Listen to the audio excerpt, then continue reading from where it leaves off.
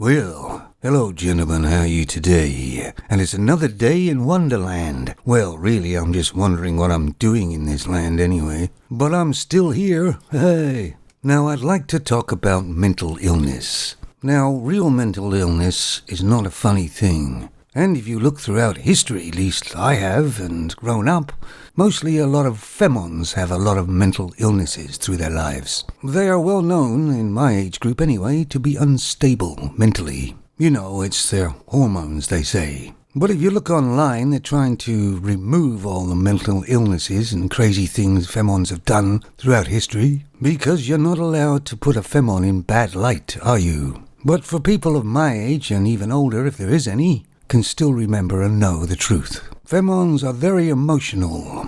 Some of you people may have noticed these new mental illnesses that have cropped up all over the place, mainly from femons.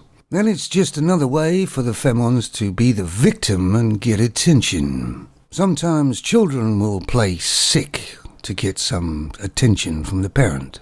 And in children, that's understandable in a way. But as us real men know, most femons don't ever really grow up. They're always looking for something so they can be the victim and get attention. And of course the trouble is all these new mental illnesses are clogging up the system for the real mental illnesses so they don't get seen. So yeah, I got a story today about a femon with some form of mental illness. That's unusual, isn't it?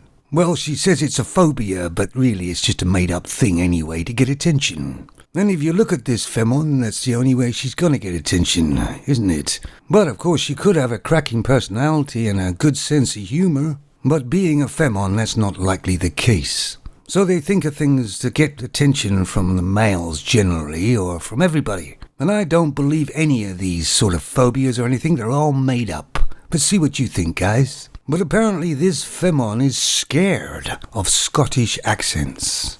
Yes, that's right, guys. This only could come from a femon brain. Who could think of something like that? But here's the femon in question, and yes, she's just a normal plain Jane. So apparently she gets palpitations, and she feels nausea when she hears a Scottish accent. I mean, have you heard anything so ridiculous in your life? I mean, she could probably just take her top off and get her breasts out, just like all femons do for attention. But by the look of her, nobody would watch anyway, so she can't use that, so she has to use something else. And also, apparently she was in the supermarket getting shopping and she hears a Scottish accent, and she had to drop her shopping basket and run out in panic. I mean, let's be honest, this femon should be in a rubber room herself.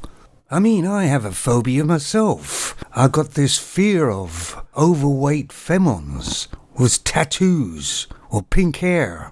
I mean, sure, I'm on medication, I'm dealing with it, but I'm actually scared to go outside the house. I mean, I'm not a doctor, but let me give her some advice.